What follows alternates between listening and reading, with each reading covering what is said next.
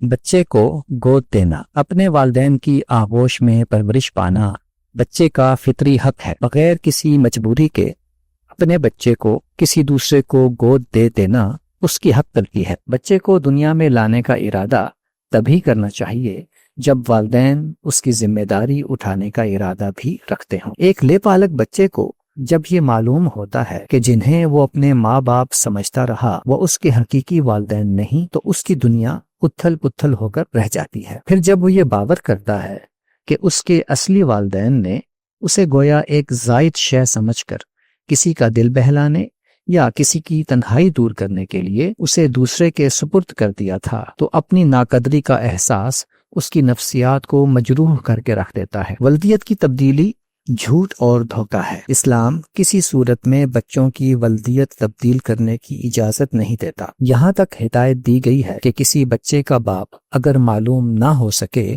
تو اسے دینی بھائی سمجھا جائے، لیکن اس کی ولدیت کسی اور سے منسوب نہ کی جائے۔ اپنا بچہ دوسرے کو گود دے دینا ایثار نہیں، ایثار میں اپنا حق چھوڑا جاتا ہے، دوسرے کا حق تلف نہیں کیا جاتا۔ اپنے والدین سے پرورش پانا بچے کا حق ہے، یہاں اس کا حق تلف ہوتا ہے، اس لیے یہ کار ثواب نہیں گناہ کا کام ہے۔ اس معاملے میں والدین اپنا حق نہیں چھوڑتے بلکہ اپنا فرض چھوڑتے ہیں۔ یہاں مریم علیہ السلام کے واقعے سے یہ استدلال کیا جا سکتا ہے کہ ان کی والدہ نے ان کی پیدائش سے پہلے ہی انہیں خدا کے نام پر وقف کر دیا تھا، اس لیے والدین کو حق ہے کہ وہ چاہیں تو اپنے بچوں کو دوسروں کے حوالے کر دیں۔ قرآن مجید میں منقول مریم علیہ السلام کی والدہ کی دعا در حقیقت ان کی خواہش کا اظہار تھی کہ وہ اپنے ہونے والے بچے کو خدا کے نام پر اس کے دین کی خدمت کے لیے وقف کرنا چاہتی تھی، لیکن مریم علیہ السلام پر اپنی والدہ کی اس خواہش کی تکمیل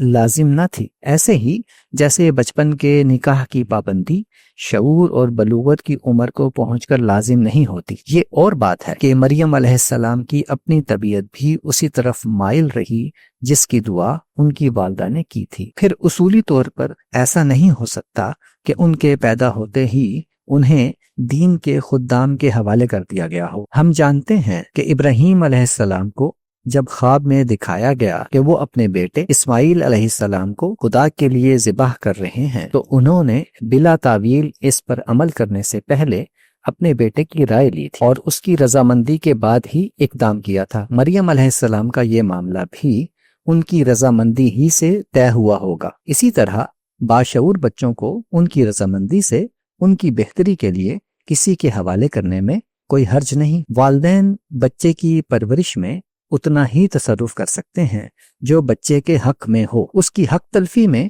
کوئی تصرف کرنے کا انہیں کوئی اختیار نہیں۔ جس طرح وہ اسے قتل نہیں کر سکتے، بیچ نہیں سکتے، اسی طرح اسے اپنی ممتا اور شفقت سے محروم کر کے کسی دوسرے کے حوالے بھی نہیں کر سکتے۔ بچہ والدین کی ملکیت نہیں، امانت ہے جو ان کی خواہش پر ان کے سپرد کی جاتی ہے۔ یہ انہی کا فرض ہے کہ اس بارے امانت کو اٹھائیں اور نبھائیں۔